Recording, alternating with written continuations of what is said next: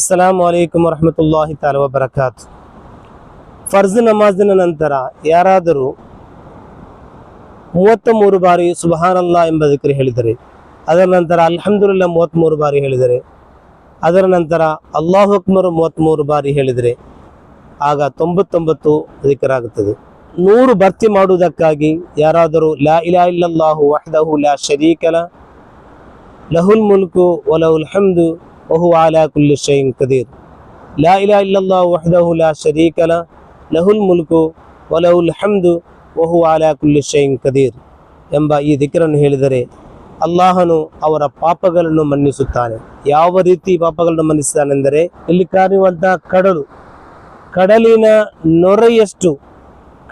ನೊರೆಯಷ್ಟು ಪಾಪಗಳಿದ್ದರೂ ಕೂಡ ಅಲ್ಲಾಹನು ಅವರ ಪಾಪಗಳನ್ನು ಮನ್ನಿಸುತ್ತಾನೆ ಎಂದು ಹುಜೂರ್ ಸಲ್ಲಲ್ಲಾಹು ಅಲೈಹಿ ವಸಲ್ಲಂ ರವರು ಹೇಳಿದ್ದಾರೆ.